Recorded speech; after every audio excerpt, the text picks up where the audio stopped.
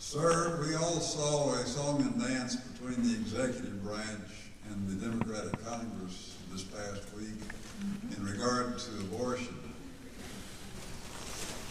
Could you at least give me an opinion? We haven't heard from the judicial branch yet, but could you give me an opinion as to whether or not an executive order forbidding the government from paying for abortions would trump a congressional act? I thank the gentleman for the question. In fact, law overrides a presidential directive. And it has been a very well understood issue that I believe has allowed the Congress and the American people to come to a compromise on this very difficult issue of abortions. And I believe that compromise is that no public dollars paid for by the government should pay for an abortion. I believe it is very clear.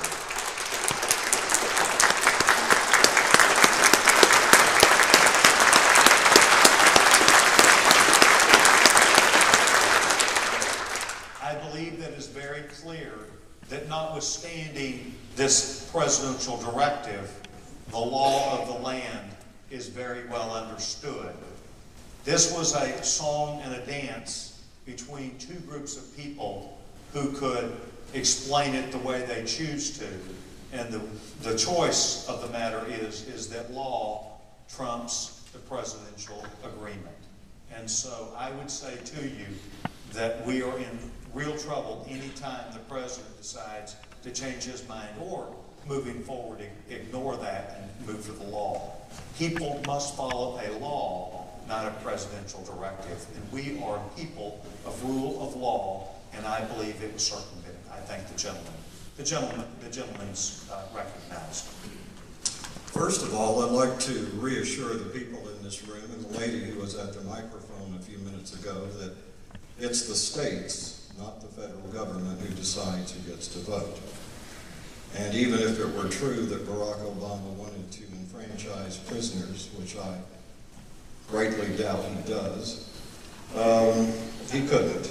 So you needn't worry. Wake up. Secondly, Congressman, it never ceases to amaze me how little acquaintance you have with the truth. Oh, shut up. You've had your applause. If the gentleman... How about hearing from the other side for a change? If the gentleman will suspend, just a moment, please. If the gentleman will suspend.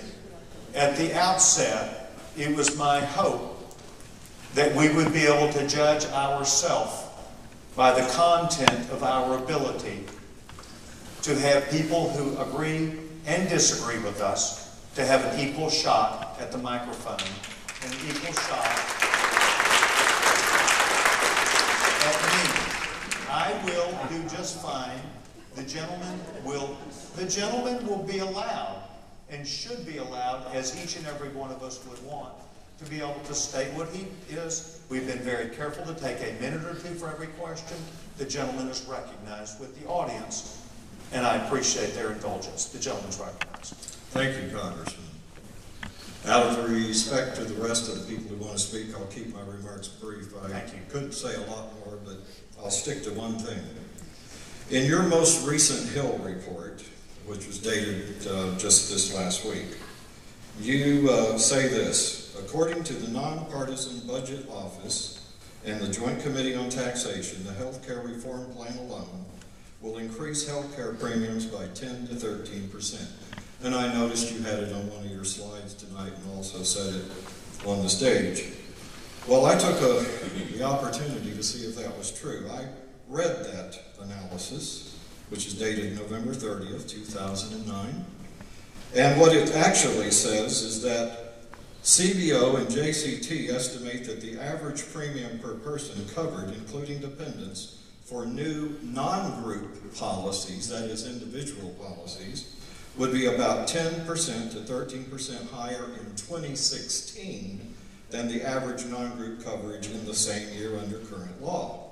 About half those enrollees would receive government subsidies that would reduce their cost well below the premiums that would be charged for such policies under current law.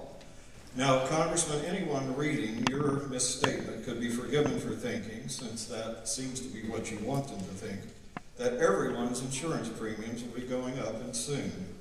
But they are not. Most Americans, and that's 5/6 of the total health insurance market, according to this same analysis, have employment-based group coverage, and according to the CBO/JCT analysis, large group rates will either stay the same or be 3% lower, while small group rates could range from an increase of 1% to a reduction of 2% in 2016. And that's also a quote from this same analysis. I appreciate the gentleman. In fact, I believe that the analysis that I have presented is correct, and I'll tell you why. There is a guesstimate about what the requirements will be for coverage. Today, most plans do not cover a comprehensive healthcare approach.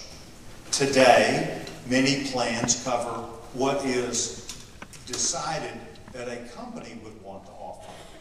Today, there are individual plans that people can get and receive. Tomorrow, the coverage will balloon.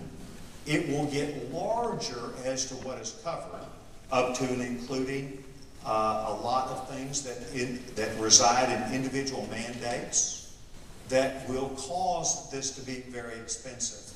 There will be mandates that will be placed on providers today to do things that today they are not required to do. That will cause costs for some period of time to exponentially rise. Secondly, there will be more people that are on the, what I would say, are lower end. You and I don't dispute that a number of people today who are not covered will come into the system that will require a massive infusion of new machinery, new buildings, all sorts of capital that will be required. For us to assume that there will not be a large amount of increase to take these people in who will not be paying, but will be getting this care at 30 cents on the dollar, which means it shifts over to others who will have to take care of them, would be disingenuous if I told you otherwise. That is the making of why they're estimating that it will rise 10 to 13%. I appreciate the gentleman. Thank you, Congressman. I'm astonished by your ability to predict the future. Yes, sir. Dr. Matthews? Let me just address one thing that the man said. The Obamacare plan is largely a model of the Massachusetts plan that has been in effect since 2006. A number of things in there, individual mandate, employer mandate, and other things, exchange and so forth, all there. If you read the newspapers in Massachusetts, you will find that they are struggling under the rising burden of health insurance premiums. It was sold that once we get everybody covered, and they only have 2 or 3% uninsured, we're going to see emergency rooms go down. Emergency rooms are going up because they can't get access to doctors. We're going to see premiums go down because everybody's going to be in the pool.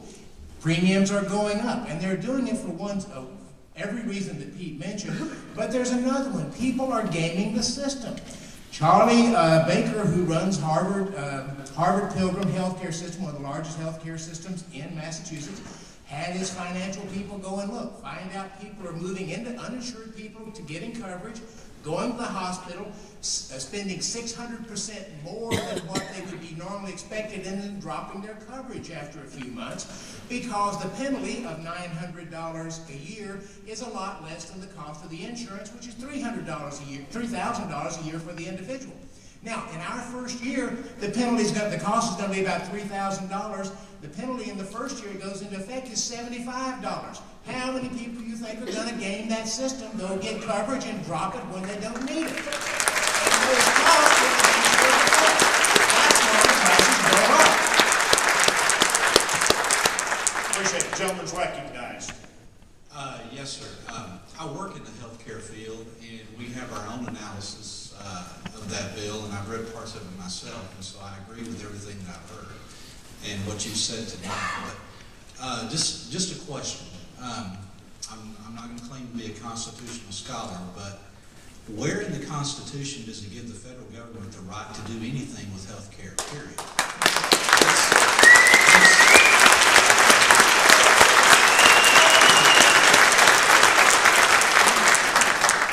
As I understand it, it's the state's job and my job to reform health care, not the federal government. I thank the gentleman for his question. I agree with the gentleman, and I thank the gentleman.